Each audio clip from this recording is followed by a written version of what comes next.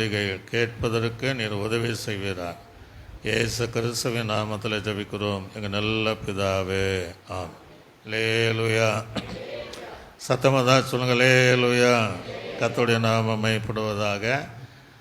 கிட்டத்தட்ட நம்ம 1 வருடத்துக்கு முன்பாகவே இந்த மலை பிரசங்கத்தை தியானிச்சுட்டு வரோம். அதில் மலை பிரசங்கத்துடைய 10வது பிரசங்கம்தான் நீங்கள் உலகத்துக்கு வெளிச்சமாய் இருக்கிறீர்கள் என்பதை நம்ம இன்றைக்கு 3 வாரம் தியானித்தோம். 4வது வாரம் தியானிக்க போகிறோம். மீண்டுமாக நாம் மத்திய சுவிசேஷம் 5ஆம் அதிகாரம் அதனுடைய 14வது வசனத்தை ஒருத்தர் வாசிங்க. நீங்கள் உலகத்திற்கு வெளிச்சமாய் இருக்கிறீர்கள், மலையில் மேல் இருக்கிற பட்டணம் மறைந்திருக்க மாட்டாது.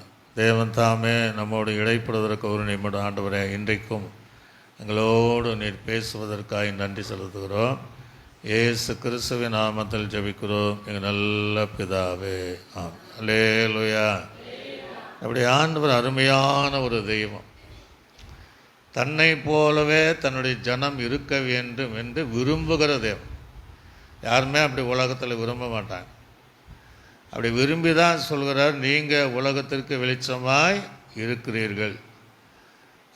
நம்முடைய தேவனை நீங்கள் பார்த்தீங்கன்னா, நான் என்கிற நானே என்கிற சொல்லக்கூடிய ஒரே ஒரு தெய்வம் இயேசு கிறிஸ்து மாத்திரம்தான். வேறு யாரும் நான் என்று சொல்ல முடியாது. நான் என்று சொல்கிறவள் அத்தனை பேர் விழுந்து போனார்கள். லூசிஃபருடைய கூட்டம் கூட நான் அப்படின்னு சொன்னதுனால தான் விழுந்து போனான்.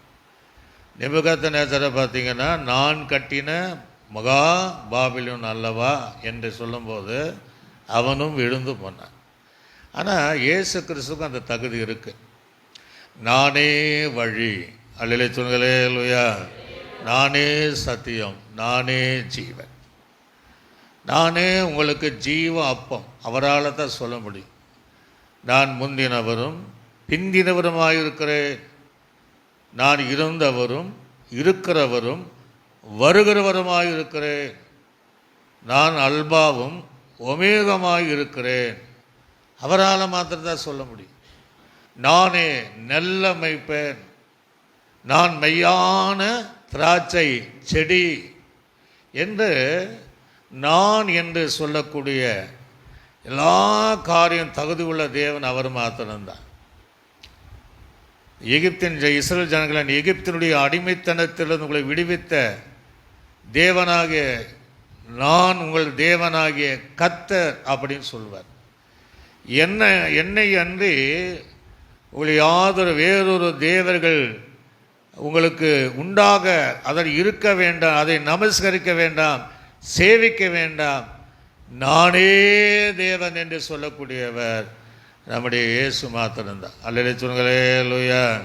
எத்தனையோ காரியங்களை நம்ம சொல்லிகிட்டே போகலாம். அதில் ஒரு வார்த்தை நீங்கள் பார்த்தீங்கன்னா, நான் இந்த உலகத்திற்கு வெளிச்சமாய் இருக்கிறேன். அப்போ அந்த தேவன் நீங்களும் நானும் கூட நான் சொல்லக்கூடாது. ஆனால் நான் சொல்லலாம். எப்படி?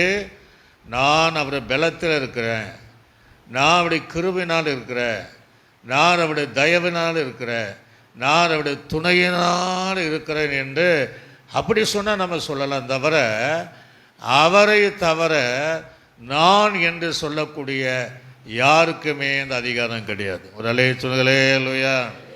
அப்போ அப்படிப்பட்ட ஒரு தேவன் நான் உலகத்திற்கு வெளிச்சமாய் இருப்பதை போல நீங்களும் தன்னை அறிந்தவர்களும் ரட்சிக்கப்பட்ட தேவ பிள்ளைகளை பார்த்து நீங்களும் உலகத்திற்கு வெளிச்சமாய் இருக்கிறீர்கள் என்கிற சொல்லுகிற தேவன் தான் நம்முடைய தேவன். இதை சிந்திப்பதற்கு முன்பாக அதே மத்திய சுவிசேஷம் 5ஆம் அதிகாரம் 1வது வசனத்தை நீங்கள் கூட வாசித்து பாருங்கள். 5ஆம் அதிகாரம் அதில் 1வது வசனம், அவள் திரளான ஜனங்களை கண்டு மலையில் மேலே ஏறினார். அவள் உட்கார்ந்த போது அவருடைய சீசர்களும் அவரிடத்தில் வந்தார்கள். ஒரு அலே சொல்லுங்களே, அல்லேலூயா. இயேசு இந்த உலகத்தில் கிட்டத்தட்ட 33 வருஷம் வரையும் இந்த உலகத்தில் வாழ்ந்தார். அதில் கிட்டத்தட்ட ஒரு 3.5 வருஷம் அவருடைய ஊழியத்தை செய்து முடித்தார். அவரை போல எத்தனை கோடி ஊழியர் இருந்தாலும் அவரை போல ஊழியம் செய்ய முடியாது. அவர் உலகம் எங்களும் நன்மை செய்கிறவராய் சுற்றி திரிந்தார். எத்தனையோ தனிப்பட்ட மனிதனையும் கர்த்தர் கண்டிருக்கிறார். எத்தனையோ குடும்பங்களையும் தேவன் கண்டிருக்கிறார். திரளான ஜனங்களை பல இடங்களிலும் பல நேரங்களிலும் பல சபைகளிலும் தேவன் கண்டிருக்கிறார். ஆனால் சில இடங்களில் இங்கே தேவன் ஜனங்களை கண்டு அப்படின்னு பைபிள் இருக்கு. அதுக்கு பின்பு அவர் மலையின் மேலே ஏறினார். அப்போ சீசர்களும் அவரோடு கூட கடந்து போனாங்க அப்படிங்கிற நம்பாங்க. அப்போ இயேசு காண்கிற விதம் ஒன்று இருக்கு. ஏன் அந்த ஜனங்களை கண்ட உடனே தேவன் மலையில் மேலே ஏறினார்? தனிப்பட்ட மனிதனையும் தேவன் காண்கிற தேவனாக இருக்கிறார். அப்படின்னா முதல் படைக்கப்பட்ட மனிதனை முதல் ஒரு மனிதனை கண்டார் என்றால் தேவன் ஆதாமை தான் கண்டார். ஒரு அலே சொல்லுங்களே லூயா, சத்தமாக சொல்லுங்களே லூயா. ஆனால் அந்த மனிதன் ஒரு முதல் மனிதன் தேவனை கண்ட மனிதன் யாருன்னா அது ஆதாமை அவளாக தான் இருக்க முடியும். அப்போ அவன் எப்படி இருந்தான்? தேவன் அவனை எப்படி பார்த்தார் என்றால் அவன் மண்ணாய் இருந்தான். அல்லேலூயா சொல்லுங்களே லூயா. இந்த இடத்துல நம்ம கவனிக்க வேண்டிய ஒரு காரியம், எல்லாவற்றையும் சிருஷ்டித்த பின்புதான் மனிதனை தேவன் சிருஷ்டிக்கிறார். எந்த ஒரு காரியமானாலும் அவனுக்குரிய எல்லா தேவைகளையும் ஆயத்தப்படுத்தின பின்புதான். ஏதேனை ஆயத்தப்படுத்தினார், உலகத்தில் சகல காரியங்களை ஆயத்தப்படுத்தினார். ஆயத்தப்படுத்தின பின்புதான் மண்ணாய் இருந்த அந்த ஆதாமை தன்னுடைய சாயலார் ரூபமாய் கர்த்தர் படைக்கிறார். அல்லேலூயா. உங்களையும் என்னையும் தேவன் ஊழியத்திற்கோ இந்த விசுவாச வாழ்க்கைக்கு அழைத்திருக்கும் போது அழைப்புக்கு முன்னாடியே சில ஆசீர்வாதங்களை ஆயத்தம் பண்ணி வச்சிருப்பார். அதை மறந்துவிடக்கூடாது. இப்போ சவுலுக்கு பார்த்தீங்கன்னா முன்னந்தொடையை ஆயத்தம் பண்ணி வைத்திருந்தார். அவனுக்கு ராஜா என்கிற அந்தஸ்தை ஆயத்தம் பண்ணி வைத்திருந்தார். அதே போல தாவீதுக்கு ராஜா என்கிற அந்தஸ்தை அவர் ஏற்படுத்தி வைத்திருந்தார். சத்துருக்கு முன்பாக ஒரு பந்தியை நமக்கு என்ன செய்கிறார்? ஆயத்தப்படுத்தி வைக்கிறார். அப்போ அவர் ஆயத்தப்படுத்தினது இப்படி கண்கள் பார்க்க முடியல, செவிகளினால கேட்க முடியல, இந்த இருதயத்தினால உணர முடியல. எந்த தேவ பிள்ளையை அழைக்கிறாரோ அழைப்பிற்கு முன்பாக சில ஆசீர்வாதங்களை தேவன் ஆயத்தம் பண்ணி வைத்திருப்பார். ஒரு அலே சொல்லுங்களே லூயா. ஆபிரகாமுக்கு ஆயத்தம் பண்ணினார். எப்ப நான் காண்பிக்கிற தேசத்துக்கு போய் எங்கேயாவது போய் சொல்லல, தனக்காக ஆயத்தம் பண்ணின தேசத்திற்கு நீ போ என்று சொன்னார். இஸ்ரவேல் ஜனங்கள் என்ன செய்தார்? பாலும் தேனும் ஓடுகிற தேசத்துக்கு நீங்க போங்க, அங்க அந்த தேசத்தை தேவன் ஆயத்தம் பண்ணி வைத்திருந்தார். அல்லேலூயா சொல்லுங்களே லூயா. அதே போல உங்களுக்கும் எனக்கும் சில ஆசீர்வாதங்களை ஆயத்தம் பண்ணி தேவன் வைத்திருக்கிற, யாருக்கு? இந்த உலகத்தில் தேவன் விரும்புகிற அது வெளிச்சமாக இருக்கிற தேவ பிள்ளைகளுக்காக சில ஆயத்தங்களை தேவன் வைத்திருக்கிறார். இப்போ நல்ல கவனிக்க, 2000 வருஷமாக ஒரு நிலையான வீட்டை, நித்திய வீட்டை ஆயத்தம் பண்ணிட்டு பின்புதான் நம்மை அந்த இடத்துல கர்த்தர் அழைத்து செல்வார். அல்லேலூயா சொல்லுங்களே லூயா. ஆக ஆயத்தம் பண்ணி வைத்திருக்கிறார். அதுக்கு நம்ம தகுதியாக இருக்க வேண்டும். ஆதாமை படிக்கும்போது ஒரு ஆச்சரியமான காரியம், மண்ணாக இருந்தார். அங்கே பேசுகிறாங்க, என்ன பேசுகிறாங்க? நாம் இறங்கி போய் மனிதனை நம்முடைய சாயலாகவும் நம்முடைய ரூபமாகவும் சிருஷ்டிப்போமாக. அல்லேலூயா சொல்லுங்களே லூயா. அப்போ அந்த மண்ணை எடுத்து தனக்கு சரிசமமாக ஆதாமை கர்த்தர் சிருஷ்டித்தார். அதுக்கு பின்புதான் ஏவாள். சிருஷ்டித்த உடனே தேவன் ஆதாமை பார்க்கிறார். ஆனால் 2 பேருக்குள்ள எந்த அதிர்வு விலைகளும் ஏற்படலை. ஆதாமும் தேவனை பார்த்து அவனுக்கு பயம் இல்லை, நடக்கம் கிடையாது. தேவன் எப்படி பார்த்திருப்பார்? என்னை போலவே இருக்கானே. முதலே சொல்லலே இல்லையா, என் சாயல் உள்ள ஒரு மனிதனாய் இருக்கிறானே, என்னுடைய ரூபம் அவனுக்குள்ள இருக்கிறது, என்னுடைய வெளிச்சம் அவனுக்குள்ளாக இருக்கிறது. அல்லேலூயா சொல்லலே இல்லையா என்று இந்த ஆதாமை தேவன் ஆனந்தமாய் நான் நினைத்த பிரகாரமாக, நான் விரும்பின பிரகாரமாக இந்த ஆதாம் என்னை போலவே எல்லாவற்றிலும், அது குறிப்பாக இவன் என்னை போலவும் ஒரு வெளிச்சத்தின் ஒரு சிருஷ்டியா என்னை போல இருக்கிறான் என்கிற மிகுந்த சந்தோஷத்தோடு தேவன் நிச்சயமாய் பார்த்திருப்பார். பிரசவ காலங்களை பார்த்தீங்கன்னா சில நேரம் பிரசவ வேதனை ஏற்பட்டு தான் குழந்தை பிறக்கும். முதல் எல்லாம் அந்த பிரசவத்தில் யாரெல்லாம் அந்த நர்ஸோ டாக்டர் பார்த்த பின்னாடி தன்னுடைய தாயின் இடத்துல அந்த குழந்தை கொண்டு வந்து கொடுப்பாங்க. அந்த பிரசவ வேதனையில் அந்த தாயானவள் கிடப்பாள். குழந்தையை பார்த்த உடனே அந்த வேதனை அவங்க வேதனையாக தெரியாது.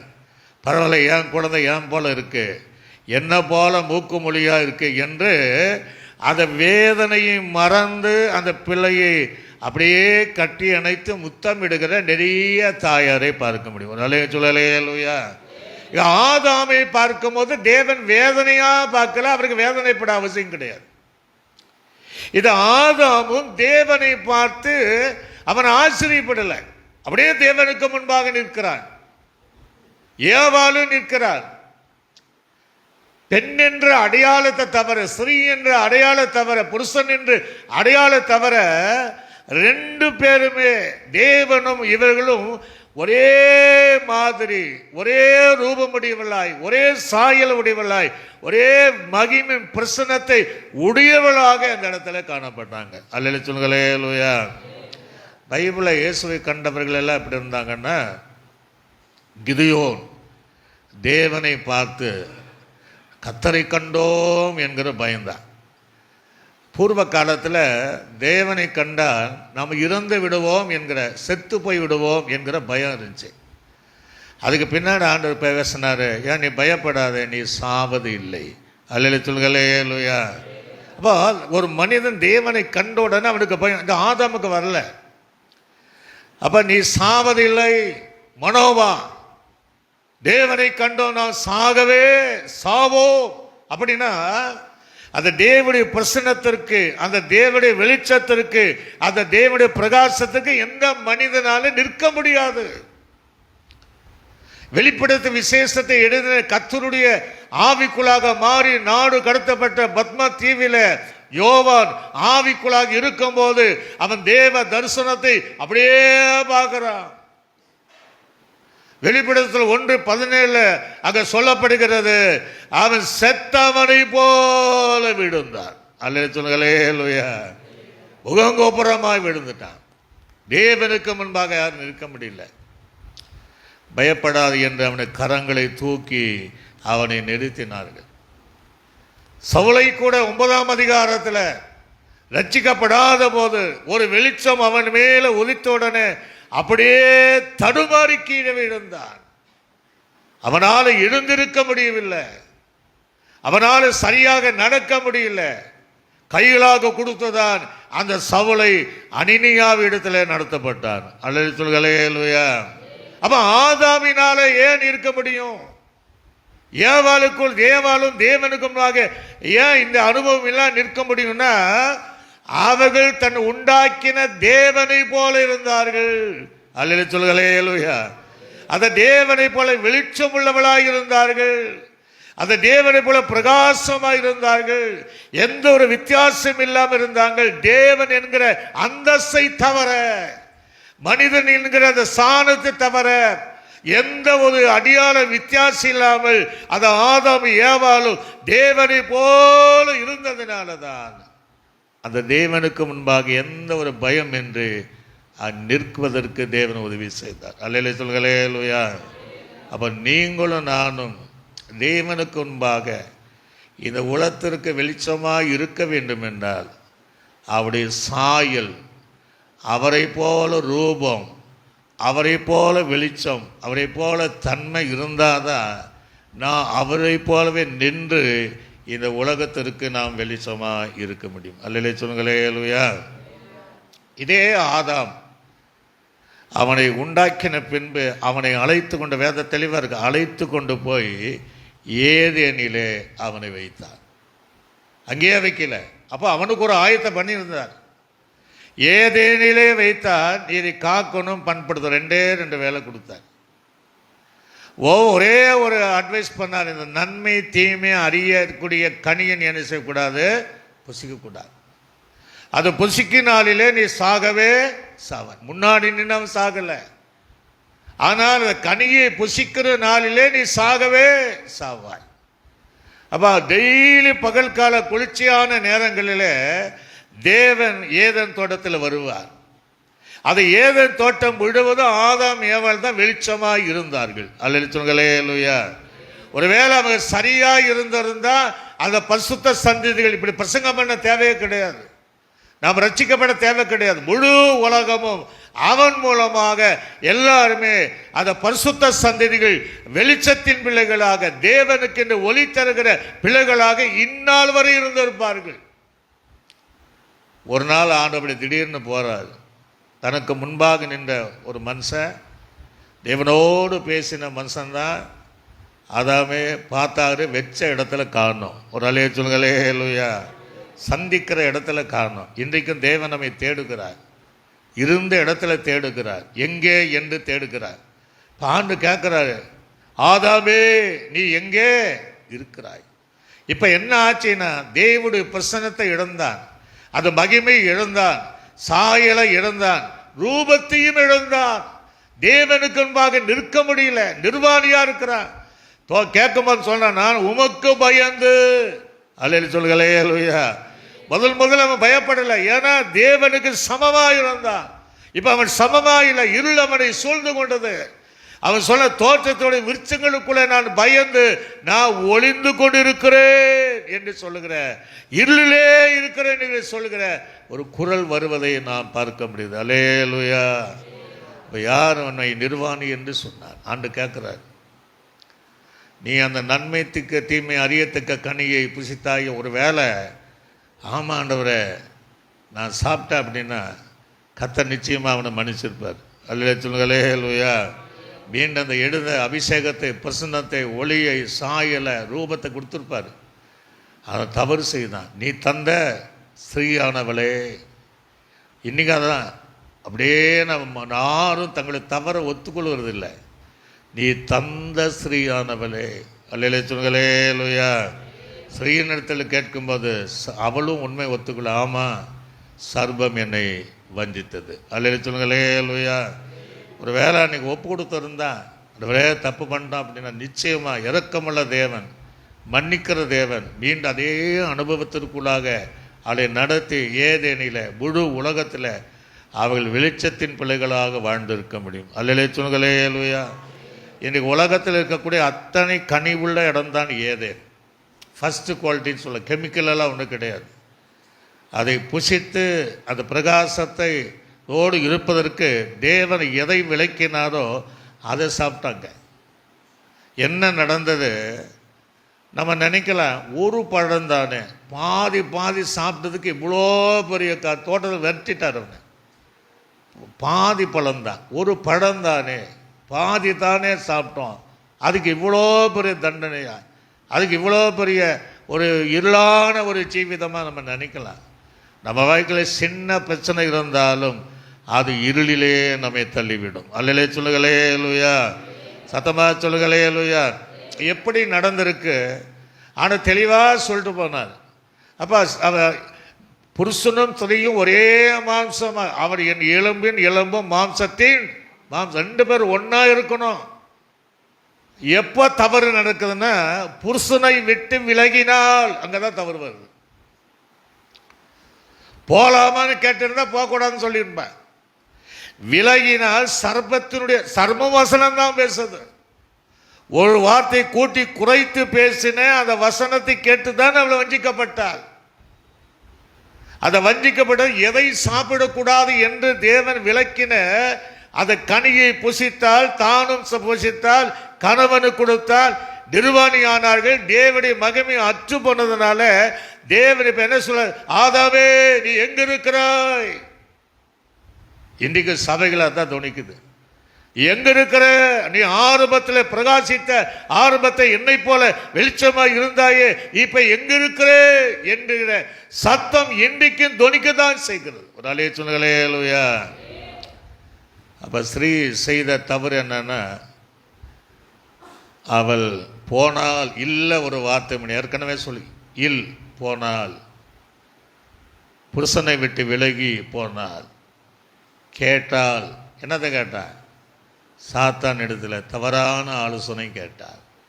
வந்தால் நன்மைக்கு தீமை அறியத்துக்கு கனியின் மரத்திற்கு முன்பாக வந்தாள். பார்த்தால், இச்சித்தால், விரும்பினாள், பறித்தால்,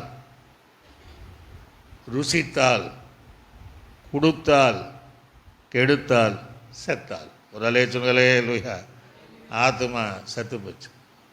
ஆண்டவர் வைக்கல பாருங்க, உடனடியாக 2 பேரை வெளியே தோற்றிட்டார். அலேச்சுங்களே லூயா. அவரை போல இல்லைன்னா, அவரை போல வெளிச்சத்தின் பிள்ளைகளா இல்லைன்னா நம்மளை துரத்திடுவார். ஆனால் புதிய புட காலத்தில் இரக்கமுள்ள தேவன் துரத்த மாட்டார். மீண்டும் மீண்டும் ஒரு சந்தர்ப்பத்தை நமக்கு தேவன் தருவார். அல்லேலூயா லூயா. ஆண்டவர் இல்லை விரும்புறதே இல்லை, உடனே துரத்திட்டு ஏதேன் தோட்டத்தில் ஒருத்தர் உள்ள போகாம சுடர்வெளி பட்டயத்தை எடுத்து தேவன் அங்கடத்தில் வைத்தார். ஆக ஆரம்பத்தில் தேவன் ஒரு மனிதனை கண்டார், அவனுக்குள்ள பிரகாசம் இருந்தது. அதே மனிதனை கண்டார், அவனுக்குள்ளாகி இருள் இருந்தது. அவனை விரட்டினார். அதை ஏதேன் தோட்டம் விடுவதோ அவர் வெளிச்சத்தை விரும்புவதனால இந்நாள் வரையும் சுடல்வெளி பட்டயத்தை தேவன் அங்கே வைத்தார். அல்லேலூயா. நம்மை பார்க்கிறார், தனி மனிதனை கர்த்தர் பார்க்கிறார். அதுக்கு பின்னாடி ஆதாம் பெற்ற பிள்ளைகள் சொல்லும்போது அவன் சாயலாகவே தன் பிள்ளையை பெற்றார். ஒரு அல்லேலூயா. தேவ சாயல் போச்சு, தேவனுடைய ரூபம் போச்சு. இப்ப இந்த இடங்களிலே தேவன் ஜனத்தை கண்ட உடனே மலையில் மேலே ஏறினார். எந்த இடங்களிலும் தேவன் ஜனத்தை கண்டால் ஜனங்கள் விரும்புகிற அற்புதத்தை தேவன் செய்வார்.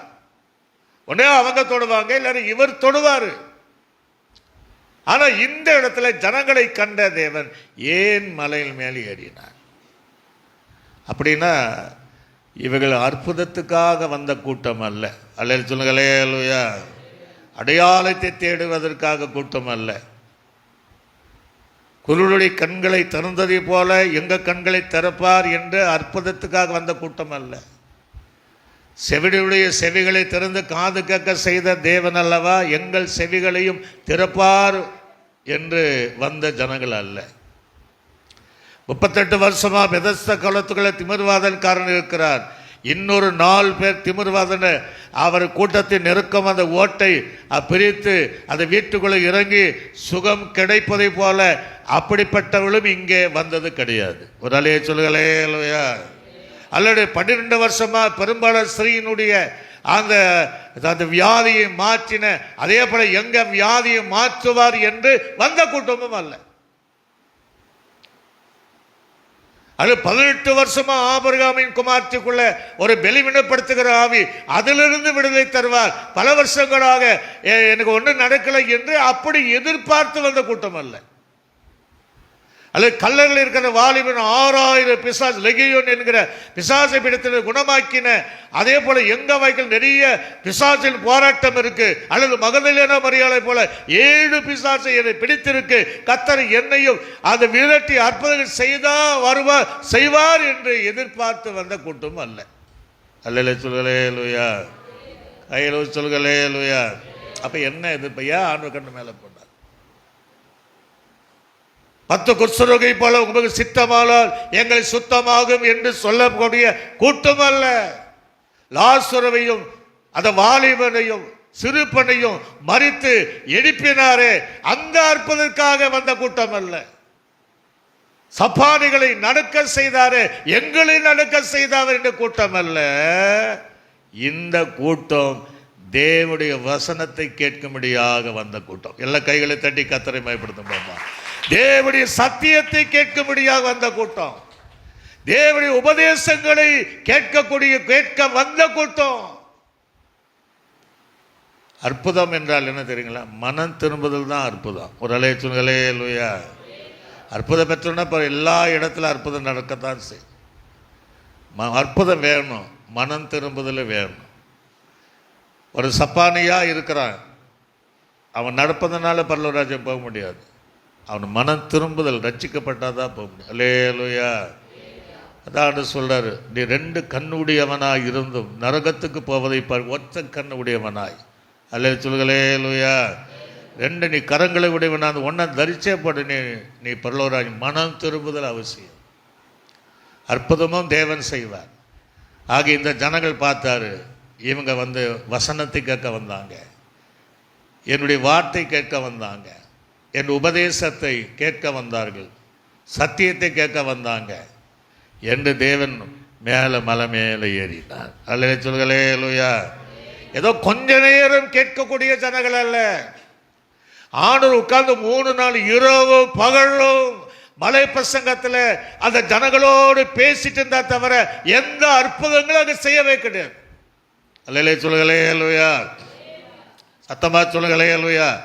5 அப்ப என்னுடைய மீனை தவிர எந்த வியாதியும் அங்கே இல்லை. ஆனால் 3 நாளும் இரவும் பகலும் இயேசு உட்கார்ந்து இருந்தார். ஜனங்கள் நின்று கொண்டே தேவனுடைய செய்தி கேட்டாங்க. இன்னைக்கு இருக்கதான் செய்யறாங்க. தேவ வசனத்தை கேட்கக்கூடிய ஆர்வம் உள்ள, ஏன்னா வசனம் தான் வெளிச்சம். அவங்கள பார்த்து தான் கர்த்தர் சொல்றாரு, நீங்கள் அந்த ஜனத்தை பார்த்து சொல்றாரு, நீங்கள் இந்த உலகத்தில் வெளிச்சமா இருக்கிறீர்கள் அப்படிங்கிறார். அல்லேலூயா. வசனத்தை கேட்க வேண்டும், வசனத்தின் மேல் தாகம் உள்ளவளாக வேண்டும், வசனத்தின் மேல் வாஞ்சி உள்ளவளாக இருக்க வேண்டும், சத்தியத்தை அறிந்து கொள்ள வேண்டும் என்கிற அந்த ஜனங்கள் மாத்திரம்தான். அவங்கள பார்த்துதான் ஆண்டு சொல்வார், நீங்க இந்த உலகத்திற்கு வெளிச்சமாய் இருக்கிறீர்கள். அல்லேலூயா. அதில் இருக்கிறீர்கள் என்று 2 வார்த்தை தான் இதுவரையா சொல்லியிருப்பார். நீங்கள் உலகத்துக்கு உப்பாக இருக்கிறீர்கள். அதை மேலெல்லாம் அப்படி இல்லை. அவ்வளோ நீ வசனத்தை கேட்டதுனால, அதன்படி நீ நடப்பதனால நீங்கள் உலகத்திற்கு வெளிச்சமாய் இருக்கிறீர்கள். அல்ல சொல்களே இல்லையா. இல்லையா? அன்றைக்கி அவங்க வாட்ச் கிடையாது, டைம் கிடையாது, யாருமே வாட்சை பார்க்கல, டைம் பார்க்கல.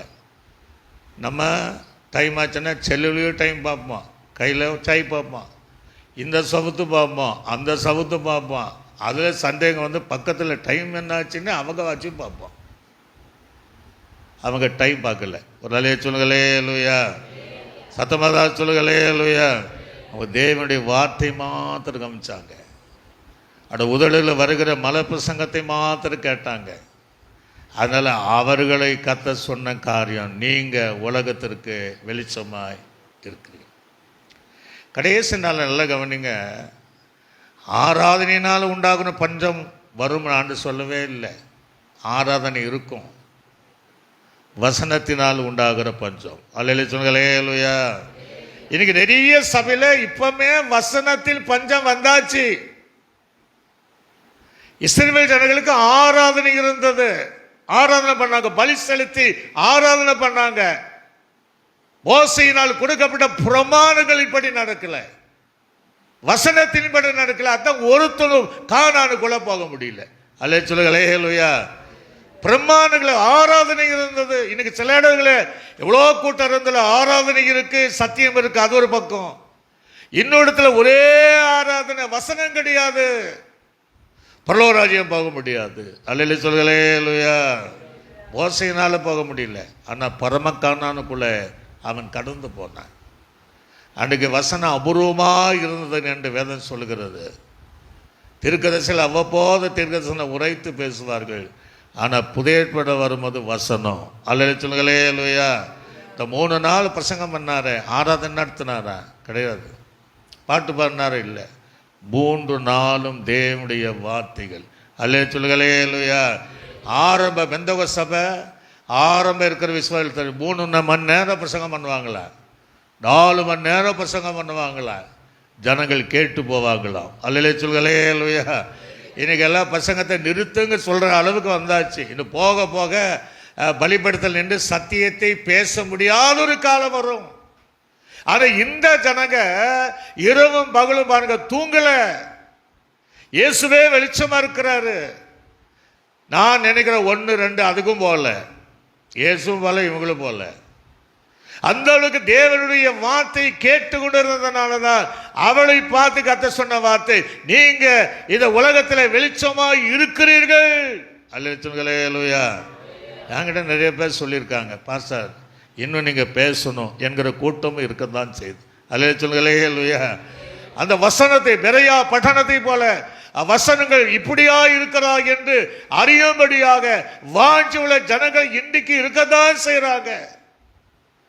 அதுதான் தேவனது வசனத்தை படி வாழ்கிற, வசனத்தை கேட்கிற, வசனத்தின்படி வாழ்க்கையை அமைத்துக் கொள்கிற அந்த ஊழியரையும் அந்த விசுவாச குடும்பங்களை பார்த்து கர்த்தர் சொல்கிற ஒரு வார்த்தை, நீங்க வெளிச்சமாய் இந்த உலகத்திற்கு இருக்கிறீர்கள். அல்லேலூயா சொல்களே, அல்லேலூயா சந்தமா சொல்களே, அல்லேலூயா. கடைசியெல்லாம் ஆராதனை இருக்கும், வசனம் இருக்காது. சத்தியம் தள்ளுபடி ஆகிவிடும், தெருக்களிலே எறியப்படும், சத்தியம் விற்கப்படும். இன்றைக்கே நிறைய பேர் வித்துட்டு விற்கப்படும். சத்தியத்தை வாங்கு, அதை விற்காத, அதை நீ அடிக்கொள்ளாத, தேவ கோபாக்கின்னு வருமா. அல்லேலூயா சொல்களே, அல்லேலூயா. சத்தியத்திற்கு தோண கடைசி வரை இருக்கணும். மலை பிரசங்கம் முழுவதும் அற்புதத்துக்காக வந்த கூட்டம் அல்ல, தேவைகளை சந்திப்பதற்காக வந்த கூட்டம் அல்ல, தங்கள் குறைவுகளை நிறைவாக்கும்படி வந்த கூட்டம் அல்ல, தேவனை தொட்டு சுகமாக்க வேண்டும் என்று கூட்டம் அல்ல, அல்ல தேவனையே தொட்டு சுகமாக்க வேண்டும் வந்த கூட்டம் அல்ல, அவள் தேவனுடைய வசனங்கள் கேட்கும்படியாக வந்த கூட்டம். அல்லேலூயா சொல்களே, அல்லேலூயா. அதில் கீழே இருந்தால் ரொம்ப நேரம் பேச முடியாது. அதான் அவருடைய மலைகள் மேலே கர்த்தர் அவரை அழைத்து சென்று அல்ல தாராளமாய் அல்ல விரும்பினவனமாய் விரும்பினுக்கு அளவுக்கு அதிகமாக தேவனுடைய வார்த்தையை பிரசங்க பண்ணின பின்புதான், உபதேசம் பண்ணின பின்புதான் நீங்க உலகத்திற்கு வெளிச்சமா இருக்கிறீர்கள். அல்லேலூயா சொல்லுங்களே, அல்லேலூயா. அப்ப நம்ம வசனம் நமக்கு வேணும், வசனம் வேணும். சாது சுந்தர் சிங் நமக்கு நல்லா தெரியும். அவர் ஒரு முறை ட்ரெயினில் வந்துட்டு பிரயாணமாக வந்துட்டு இருந்தார். வரும்போது அவனுக்கு எதிராக ஒரு மந்திரவாதி இருந்திருக்கிறான். அந்த மந்திரவாதி இவர் வேதத்தை அப்படியே படிச்சுட்டே இருந்திருக்கிறார். அப்போ இவங்க ரெண்டு பேரும் வாக்குவாதம் உண்டாகி, இயேசு பெரியவர், இவர் இயேசு நான் மந்திரம் பண்ணுறேன் வேணுமா பாருங்கள், ஒரு சவால் நடந்திருக்கு. அவர் சரி நீ செய்யப்பா அப்படின்னு இவர் பாட்டுக்கு பைபிள் வாசிட்டு இருந்திருக்கிறார். அவர் செஞ்சு பார்த்துருக்கிற ஒன்றுமே நடக்கலை. அப்போ கேட்டான்னா, நீங்கள் பைபிளை கையில் வச்சதுனால தான் நான் செய்கிற மந்திரம் ஆகலை, பைபிளை எனக்கு தனியாக வைங்க. அவர் தனியாக வச்சார், நீ செய் அப்படின்னு. அவர் தைரியமாக தான் இருந்தார், அவர் வெளிச்சமாக தான் இருந்தார். அவர் செய்து பார்த்துருக்குறார், அவனால் ஒன்றும் முடியல. அப்போ கேட்டு ஏன் முடியல, நீ இதை நீ விளைக்கல, என் இருதயம் முழுவதும் தேவ வசனம் இருக்குது. அல்லேலூயா சொல்லுங்களே, அல்லேலூயா சத்தமாக சொல்லுங்களே, அல்லேலூயா. என் உடம்பு முழுவதும் வசனம்தான். அதனால் நீ செய்கிற அது இருளின் ஆதிக்கம் செய்யப்படும் மந்திர சூழ்நிலை என்ன ஒன்றும் ஆகாது. அல்லேலூயா சொல்லுங்களே, அல்லேலூயா. தேவன் வசனம்தான் அந்த அவரை வெளிச்சமாய் நிறுத்தினதை போல உங்களை என்னையும் கடைசி வரையும் தேவனுடைய வசனத்தை கேட்கிற, அதன்படி நடக்கிற, இந்த தீர்க்கதரிசன புத்தகத்தில் வாசிக்கிற, கேட்கிற, அதன்படி நடக்கிறவன் தான் பாக்கியவான் என்று வெளிப்படுத்தல் விசேஷம் 1:3 எழுதுகிறார். கேட்பது மாத்திரமல்ல, வாசிப்பது மாத்திரமல்ல, அதன்படி நடக்கிற கூட்டத்தை கர்த்தர் பார்த்து சொல்கிறார். என்ன சொல்கிறார், நீங்கள் இந்த உலகத்திற்கு எப்படி இருக்கீங்க, வெளிச்சமாக இருக்கிறீர்கள். ஒரு அலையை சொல்லுங்களே, அல்லேலூயா. தாராளமாக வசனம் கிடைக்காத பஞ்சன் காலங்கள் வருவதற்கு முன்பாகவே தேவ வசனத்தை அளவில்லாமல் கற்றுக்கொண்டு அவர் விரும்புகிற வெளிச்சத்தை நாம் இருக்கிற இடத்துல கர்த்தருக்காக கொடுப்பதற்கு நம்ம ஆயத்தப்பட வேண்டும். அல்லேலூயா சொல்லுங்களே, அல்லேலூயா. கர்த்தர் இன்னொரு இடத்துல இன்னொரு சந்திக்கிறது. 1 தெசலோனிக்கேயர் நிருபங்களை வாசிக்கும் போது 4ஆம் அதிகாரத்தை நாம் திருப்பிக் கொள்வோம். 15ஆம் வசனம் முதல் 17ஆவது வசனம் வரைக்கும் வாசிக்க. கர்த்தருடைய வார்த்தை முன்னிட்டு நாங்கள் உங்களுக்கு சொல்லுகிறது என்னவென்றால், கர்த்தர் வருகை மட்டும் உயிரோடு இருக்கிற நாம் நித்திரை அடைவதற்கு நல்ல கவனிங்க. யாரு வசனத்தின்படி வாழ்ந்து உலகத்தில் வெளிச்சமாக இருக்கிற அநேகருக்கு வெளிச்சத்தை கொடுக்குற அந்த தேவ பிள்ளைகள் நாம் உயிரோடு இருக்க போகிறோம். அல்லேலூயா சொல்லுங்களே, அல்லேலூயா. அப்போ இங்கே 3வது ஒரு ஜனக்கூட்டத்தை சந்திக்க வரார். எங்கே வரார், மத்திய ஆகாயத்தில் வருகிறார். எல்லா உலகத்தில் இருக்கிற எல்லா ஜனங்களையும் சந்திப்பதற்காக வரல. அந்த ரகசிய வரிகளே வசனத்தின் வாழ்ந்து அந்த உலகத்துக்கு வெளிச்சமாக இருக்கக்கூடிய அந்த சபையை, அந்த ஜனத்தை, அந்த மனவாட்டியை சந்திப்பதற்காக, பார்ப்பதற்காக, அவளை தன்னோடு சேர்த்து கொள்வதற்காக அந்த தேவன் மத்திய ஆகாயத்திலே வருகிறார். அல்லேலூயா சொல்லுங்களே, அல்லேலூயா சத்தமா சொல்லுங்களே, அல்லேலூயா. அந்த மத்திய ஆகாயத்தில் வரும்போது சொல்றாரு, கிறிஸ்துவுக்குள் அவள் வரும்போது ஆரவாரத்தோடும் தேவ காலத்தோடும் பிரதான தூதருடைய சத்தத்தோடும் அவர் இறங்கி வருவார். அப்ப இந்த உலகத்தில் வெளிச்சமாய் இருந்து வைத்திடத்தில் அநேகருக்கு வெளிச்சத்தை கொடுத்த பரிசுத்தவான்கள், நமக்கு முன்பாக மரித்திருக்கிற அவர்கள் முதலாவதாக உயிரோடு எழும்புவார்கள். அல்லேலூயா. கைகளை தட்டி நாம் கர்த்தரை நாம் மைப்படுத்தும். ஒருவேளை ஆண்டவருடைய தாமதித்து நாம் ஒரு வேலை நித்திர அடைந்தால் நம்ம அந்த கூட்டத்தை சார்ந்து இருப்போம். ஆனால் பூமியில் இருக்கும்போது வெளிச்சத்தின் பிள்ளைகளாக இருக்கணும்.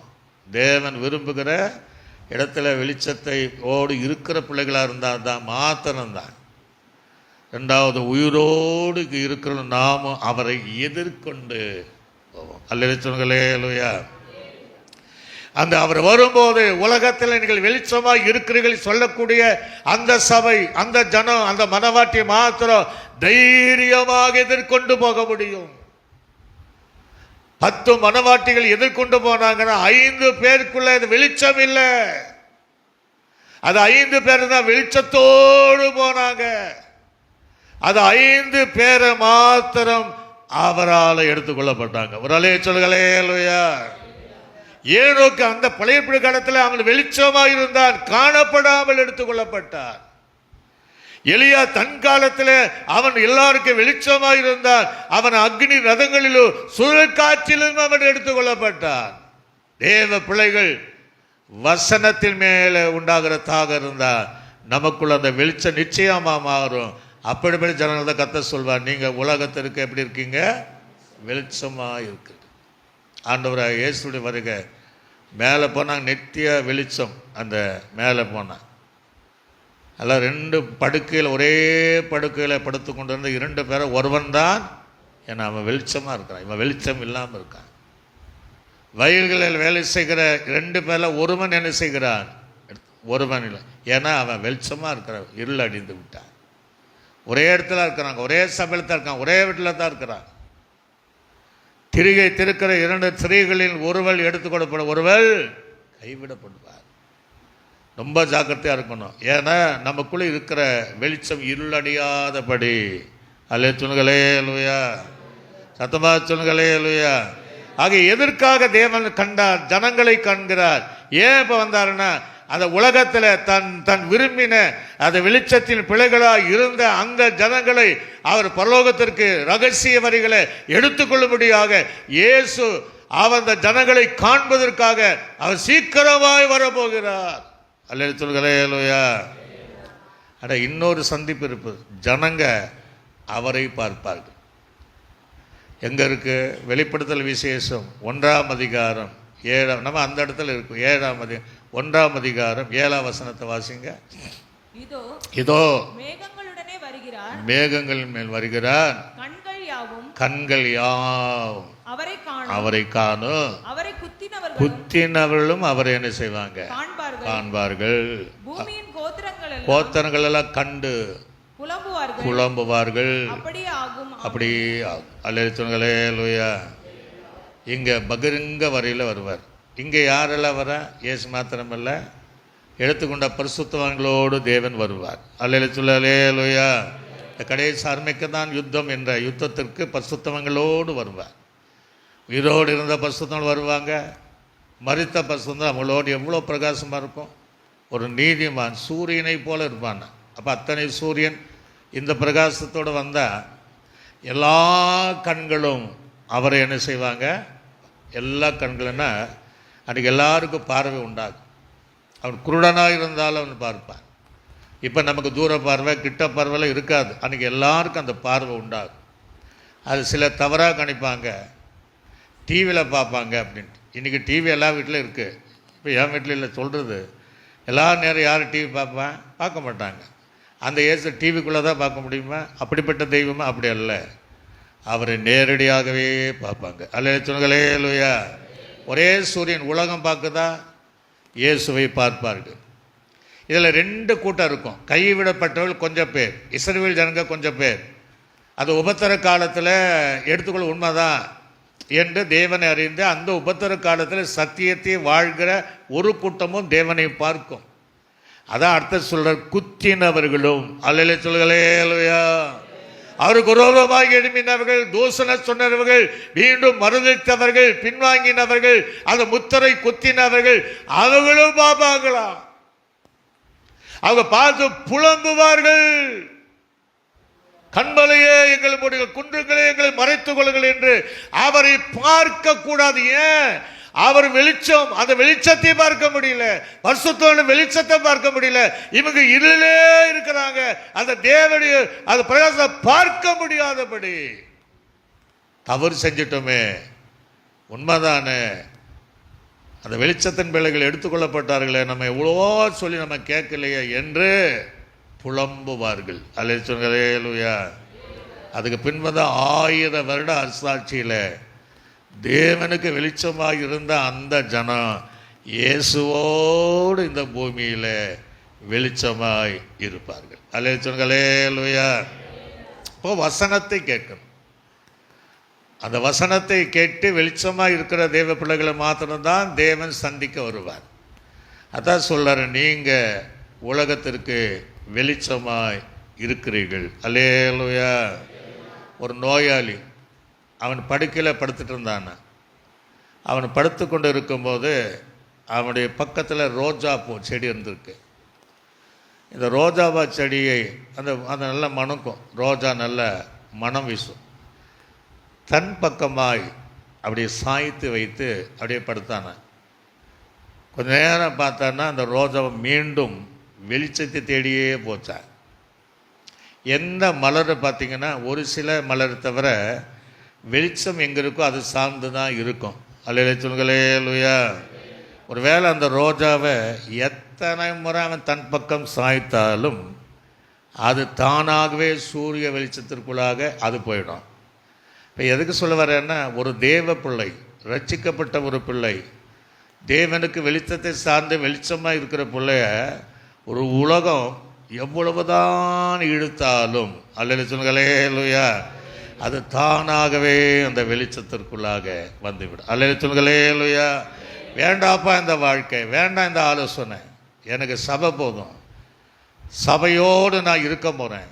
நான் சபை அந்த சங்கீதத்தில் அழகாக பேசினார், பரிசுத்தனுடைய ஐக்கியம் எனக்கு வேணும், தேவனுடைய முகம் எனக்கு வேணும் என்று எவ்வளவுதான் தன் பக்கம் அவன் திருப்ப பார்த்தாலும் தேவனால படிக்கப்பட்ட மறு வாழ்வு இல்லாத அந்த ரோஜா பூ தன்னை சிருஷ்டித்த தேவனை நோக்கி, படைத்தது சூரியன் நோக்கி தானாகவே திரும்புவதை போல எந்த தேவ பிள்ளையானாலும் எந்த தான் திசை திருப்பக்கூட முயற்சி எடுத்தாலும் ஒரு சில தேவ பிள்ளைகள் நான் பார்க்க முடியும், அவர்கள் தானாகவே அந்த வெளிச்சத்தை சார்ந்து அந்த வெளிச்சத்தை நோக்கி அது கொடுக்கப்பட்ட வெளிச்சத்தில் இந்த உலகத்தில் வெளிச்சத்தை பிள்ளைகளாக இருப்பதற்கு மீண்டும் அதே அனுபவத்தில் வருகிற ஏராளமான பேரை நம்ம பார்க்க முடியும். எல்லாரும் சொல்லுங்களேலூயா. சாதாரண ஒரு ரோஜா நம்ம வாழ்க்கை அப்படிதான். நம் தேவனுக்கு வெளிச்சமாக இருக்கும்போது அதிலிருந்து விளக்கக்கூடிய, விலைக்கு வெளியே வரக்கூடிய சூழ்நிலைகள் உண்டாகும், அதுக்கேற்ற ஆலோசனைகள் உண்டாகும், அதுக்கேற்ற எல்லா காரியங்களும் செய்வாங்க. ஆனால் எவ்வளோதான் அந்த பக்கம் சாய்ந்தாலும் நாம் இந்த ரோஜா போய் போல சூரியனை, தேவனுடைய வெளிச்சத்தை தேடி நாம் இந்த உலகத்திற்கு வெளிச்சமாக இருக்கும். அல்லேலூயா. ஒரு முறை நான் வண்டலூர் போயிருந்தேன், ரொம்ப வருஷம் ஆச்சு.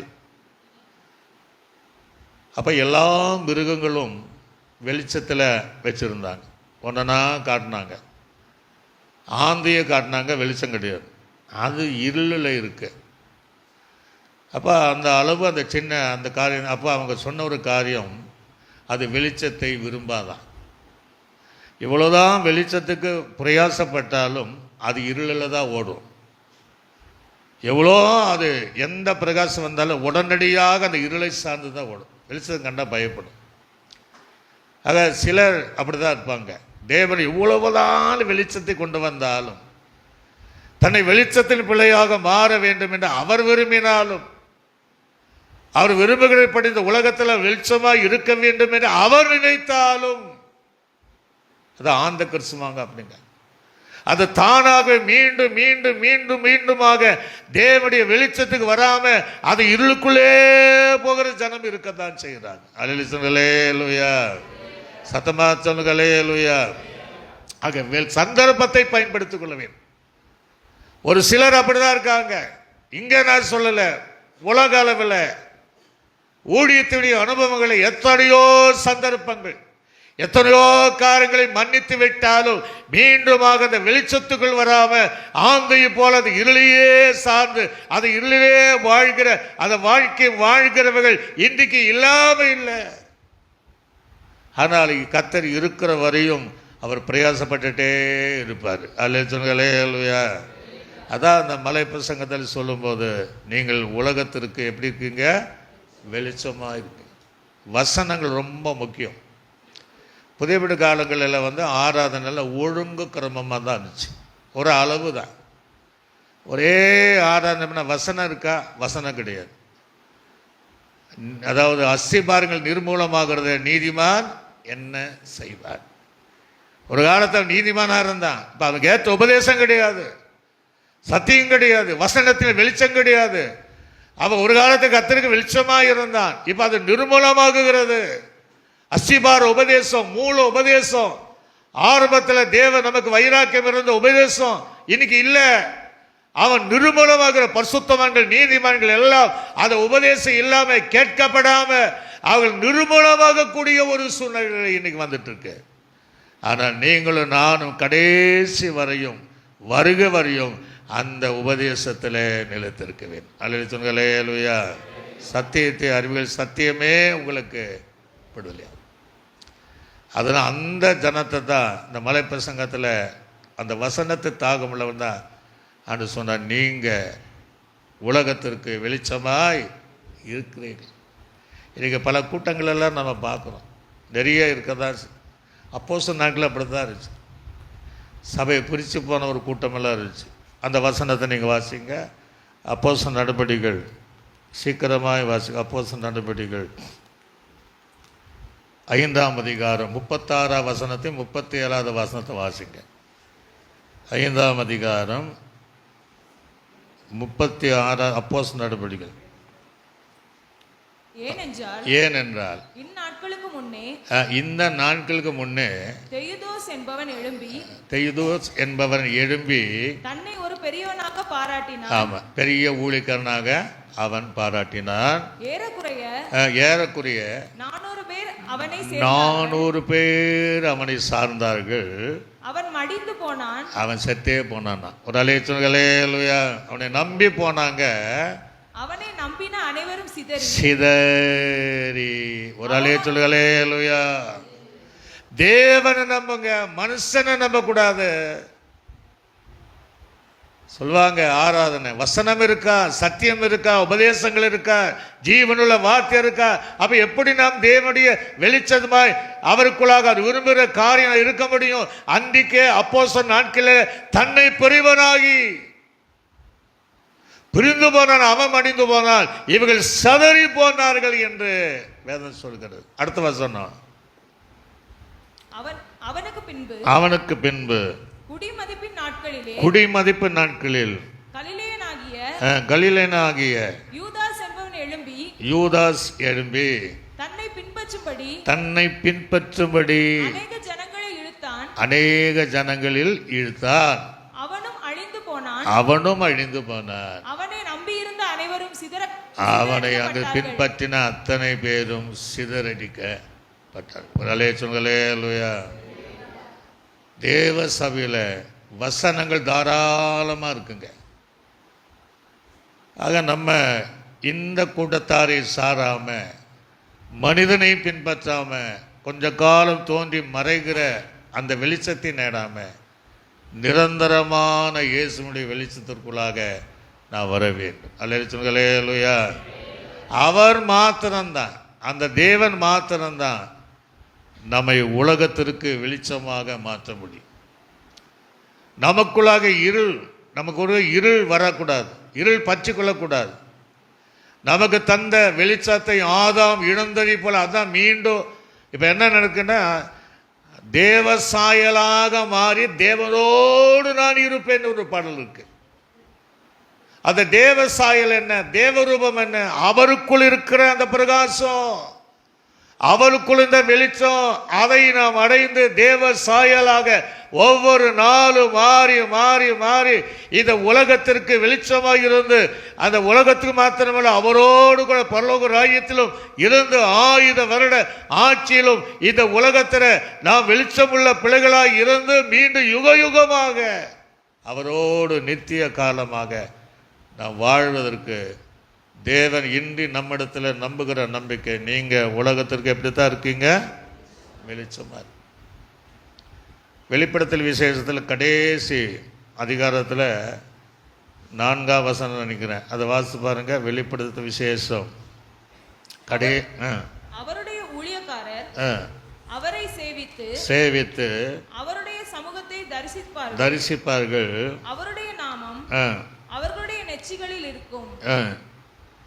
அதாவது 5ஆவது வசனம், அங்கே ராக்காலம் இராது, விளக்க வெளிச்சம் சூருடைய வெளிச்சமும் அவளுக்கு வேண்டுவதில்லை. தேவனாய் கர்த்தர் அவள் மேலே பிரகாசிப்பார், அவர் சதா காலங்களிலும் அரசாழ்வார்.